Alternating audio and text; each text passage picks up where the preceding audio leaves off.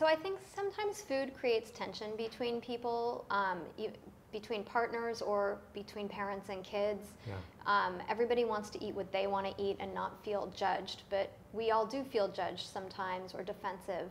So I'm wondering if you have any great phrases or words to help mitigate things people might say to one another when they're feeling defensive about what they're eating. Sure.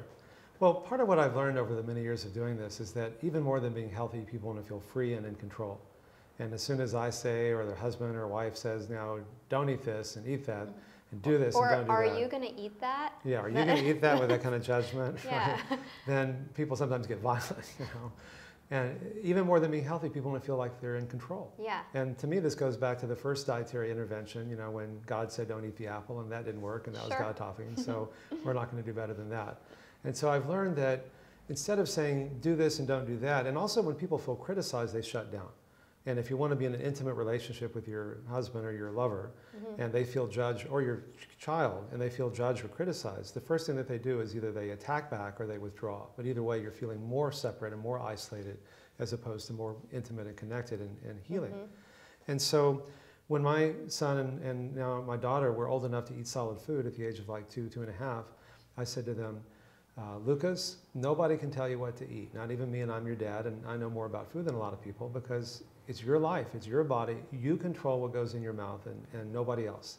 Now, you can't have dessert unless you've had some food, because part of my job as your dad is to make sure you go up big and strong, and if you fill up with dessert, you're not going to have room for the other stuff. But other than that, you don't have to eat anything ever. That's the rule in our house. You don't ever have to eat anything ever.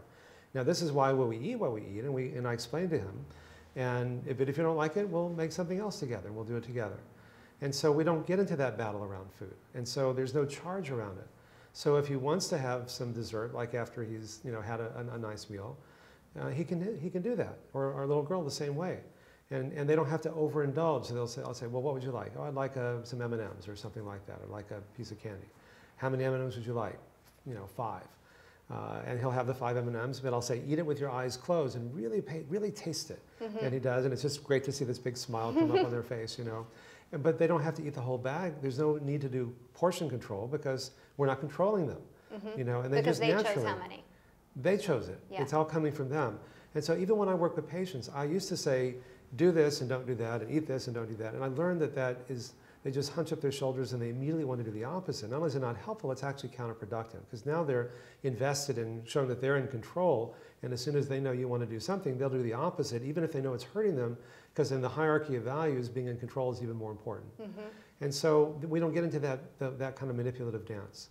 And so then they're free to make healthy choices without that judgment. And of course, the worst judgment is the self-judgment. I'm a bad person because I eat bad food. And then you just kind of get into that down, it just kind of spirals downward from them because, it might as well finish the pint of ice cream. You're already a bad person, so what difference does it make at that point? Instead, you can say, indulgence is part of what we do. In fact, when I consulted one of the major food companies, they did a study and they found that the people who overall ate the healthiest also ate the most premium ice cream, because life's to be enjoyed. And if you always feel like you're being austere and a monk and so on, unless you are a monk, and even then, a lot of monks like to indulge themselves too in food, it's not sustainable. But so what I said is what matters most is your overall way of eating and living. So instead of calling foods good or bad, in my book, The Spectrum, I said, foods aren't good or bad, but some are healthier than others. So I categorized group 1 as the healthiest, group 5 is the least helpful. Group 1 would be your fruits and vegetables, and group 5 would be your burgers and your fries and too much sugar and so on. And groups 2 through 4 are in the middle. And say, wherever you are on the spectrum, if you're eating mostly groups 4 and 5, most unhelpful foods, and you want to lose 10 pounds or get your cholesterol down 50 points or lower your blood pressure, whatever it happens to be, say, okay, I'm not ready to go all the way to eating a vegetarian diet, but I'm going to eat more 1 and 3 and less 4 and 5.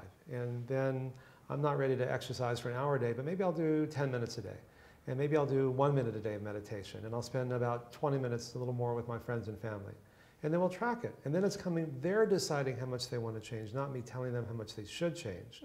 And then we'll track it. And then if they wanted to lose 10 pounds and they only lost 5, or they wanted to get their cholesterol down 50 points but only came down 20, then they'll say, okay, you're making progress. Now, if you move a little more in the healthier direction, a little more exercise, a little more walking, a little more towards the healthy end of the food spectrum, then we'll see how that goes. Then it becomes sustainable because there's no diet to get on. If you go on a diet, diets are all about what you can't have and what you must do. There's no diet to get on, there's no diet to get off. So you can't fail. It's much more compassionate with yourself and with the people you love around you to do it that way. Does that make sense? Yeah, it does. It's less binary. It's more, Exactly. It's a whole spectrum. there's a spectrum.